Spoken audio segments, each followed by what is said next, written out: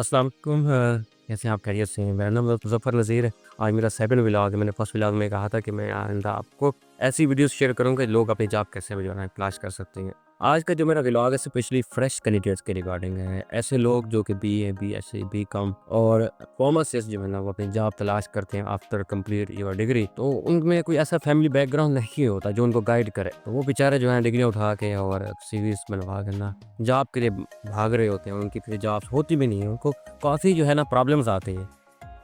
तो मेरा 16 ईयर जो एक्सपीरियंस है, जो मैंने सीखा आज मैं आपसे वो शेयर कर रहा हूँ। ऐसे लोग जो कि फ्रेश कैंडिडेट हैं और जॉब अप्लाई करना चाह रहे हैं और जॉब को सर्च करना चाह रहे हैं और इंटरव्यूज़ की जो है वो कैसे करेंगे तैयारी, वन बाई वन मैं आपको बताऊंगा। तो first of all fresh candidate क्या करते हैं भाई, बगैर की सोचे बगैर की समझे सीवीज उठा के बाहर होते हैं। ऐसा बिल्कुल भी नहीं कर एंड ऐसा नहीं कर। मैं ज़फ़र आपको प्रॉपर गाइड करूंगा कि हमने कैसे कर। पूरे पाकिस्तान के अंदर मुख्तलिफ ग्रुप्स बने हुए हैं। अगर सपोज मुल्तान है, डीजी खाल है या बक्कर सरकोता, गुजरावाला, फैसलाबाद और जो भी एरियाज पाकिस्तान के केपीके के हैं, सिंध के हैं, हर रीजन का एक व्हाट्सएप ग्रुप होता है फार्मा इंडस्ट्री का। वहाँ के फार्मा के लोग होते हैं, जो एडमिन होते हैं उनके लोग हो। तो फ्रेश कैंडिडेट तो उसमें होगा नहीं, तो वो ज्यादा जो है ना व्हाट्सएप ग्रुप कैसे देखेगा। लेकिन एक मैं आपको सिर्फ सोर्स बता रहा हूँ कि व्हाट्सएप ग्रुप होते हैं और उसमें एड्स भी आ रहे हैं। जहाँ भी ऑर्गेनाइजेशन के अंदर सीट वैकेंट होती है ना, वो भी उसी में ऐड डाल देते हैं। अब सपोज कोई भी कैंडिडेट है, फ्रेश कैंडिडेट है, उसे नहीं पता कि मैंने जॉब कैसे अप्लाई करनी है, तो वो बेचारा मेडिकल स्टोर से जाके फीडबैक देगा तो डिस्ट्रीब्यूशन जो है ना उस एरिया में कहाँ है। सपोज वो मुल्तान का है, वो लिया का है, वो डीजी खां का है, तो वो बंदा क्या करेगा, डिस्ट्रीब्यूशन के नाम लिख देगा 1 बाई 1, 1 2 3। अगर उस एरिया में 20 डिस्ट्रीब्यूशन है, 20 के नाम लिख, उनके एड्रेस लिख देगा। यानी वो अपनी असाइनमेंट इस तरह सेट करेगा। जब वो डिस्ट्रीब्यूशन के नाम वगैरह लिख देगा तो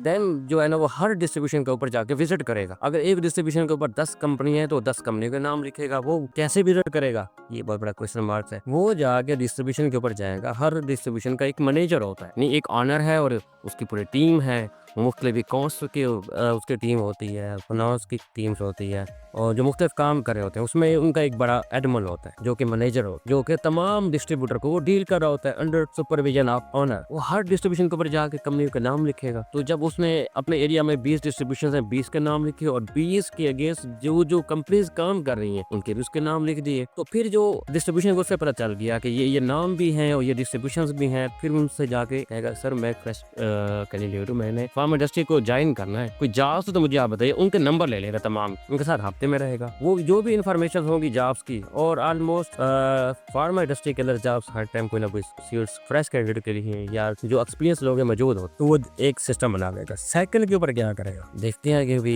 हर एरिया के अंदर ना यंग इनर्जेटिक टाई लगा के और बड़ी पर्सनैलिटी के साथ एक कंटेक्ट वर्ड होता है फार्मा इंडस्ट्री का। वहाँ पे बहुत सारे लोग जमा हो। वो एक कैफेटेरिया भी हो सकता है, वो एक मेडिकल स्टोर का एरिया भी हो सकता है, कोई भी एरिया जहाँ पे, अगर मैं डीजी खां की बात करता हूँ वही जेड डिस्ट्रीब्यूशन है। अगर मैं लिया की बात करता हूँ बीएचयू के सामने है, मुल्तान की बात करता हूँ तो मुख्तलिफ जो है। इसी तरह बक्खर के अंदर भी डीएचयू के सामने लोग इकट्ठे होते हैं, मियाँ वाली सरगोदा। ये मैं पाकिस्तान की बात नहीं करता, अल्लाह करे पाकिस्तान में भी ऐसा हो। तो जब भी लोग शादियां करते हैं ना, एक मुल्क है उसका नाम नहीं लूंगा, तो फार्म इंडस्ट्री के लोगों को ना वह जमा करते हैं कि हमारे शादी के लिए ना ड्रेसिंग आप सेट करके आते हैं। तो एक दौर था फार्म इंडस्ट्री का, एक काम था लोग जो कि फार्मा के अंदर हमने होते हैं। पाकिस्तान का भी इसी तरह मुझे लगता है रिवाइवल होगा। तो पर्सनैलिटी ग्रूमिंग एक शख्सियत जो है ना यहाँ आपको नजर आती है।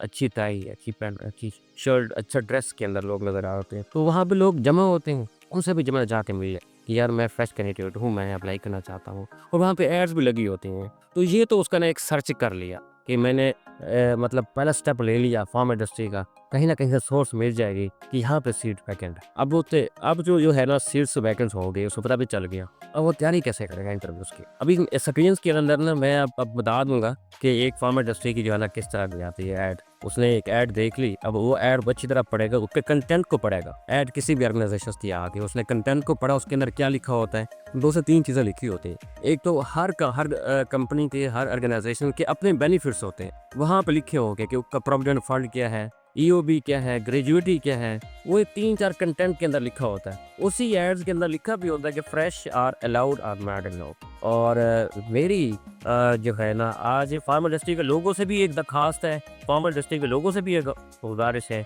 ऐसे मैं बात करके जब मैं एक आपको इसी स्क्रीन के ऊपर एक ऐड आएगी, उसमें बेनिफिट लिखे होते हैं ऑर्गेनाइजेशन, कोई भी कंपनी, उसमें लिखा होता है कि हेल्थ इंश्योरेंस है, ग्रेजुएटी है, ईओबी है, प्रोविडेंट फंड है, और साथ साथ ये भी लिखा होता है पैकेज है। और मेरी गुजारिश है फार्मा इंडस्ट्री के लोगों से, वहाँ पे लिख दिया करें please fresh candidate are allowed or not allowed. कुछ जो पढ़े लिखे आदमी है, मेरी ऑर्गेनाइजेशन के लोगों से गुजारिश है कि फ्रेश लोगों को मौका दें।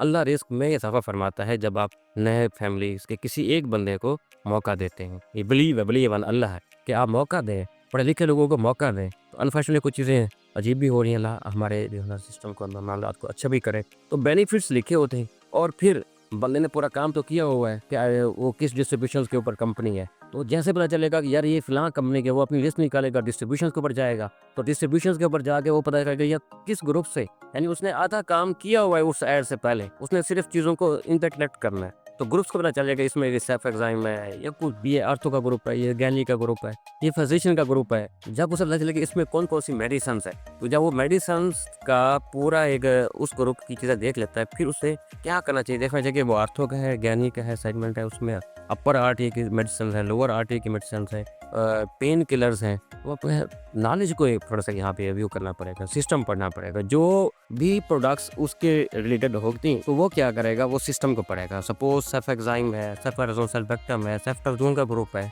या कोई पेन किलर है, या कोई आर्थो का ग्रुप है, या विटामिन कोई ऐसी मेडिसिन हैं जो मल्टीविटामिन हैं, तो वो पहले इसको स्टडी करेगा। एक पूरा एक system, GS system, respiratory system, इसी तरह ब्लड का सिस्टम है। हमारे जो 11 सिस्टम्स हैं ना, उनमें से जो उस ग्रुप को मीट कर रहा होगा उसको पढ़ेगा। तो उसने बेनिफिट्स देख लिए, उसने ग्रुप का फीडबैक लेते हुए उसने जो है ना सिस्टम को भी सेट कर लिया। अब तीसरी जो इम्पोर्टेंट चीज़ है वो मार्केट फीडबैक देखेगा कि कौन सी मेडिसिन उसके कंप्यूटर में चल रही है। यानी अभी उसने इंटरव्यू नहीं दी, अभी इंटरव्यू की वो तैयारी कर रहा है बंदा, फ्रेश कैंडिडेट, तो कौन सा कस्टमर लिख रहा है, जो भी उसकी सेल्स है उस एरिया की, वो पहले से अपना प्लान करके। और ये मैं सारी वीडियो आज जो मैं आपको बता रहा हूँ, ये उन लोगों के लिए भी है जो कि फ्रेश अप्लाई करें, उनके पास कुछ भी नहीं होता, वो सीनियर के भी टाइम ज़ाया करते हैं। तो मैं सीनियर का भी फ़ायदा कर रहा हूँ, आज लोगों को बता रहा हूँ कि ये चीज़ें पहले से करके हैं, ताकि सीनियर आपको ना कि टाइम वेस्टेड ना हो, ना सीनियर का हो, ना किसी और बंदे का हो। जब ये चीज़ें हो गई,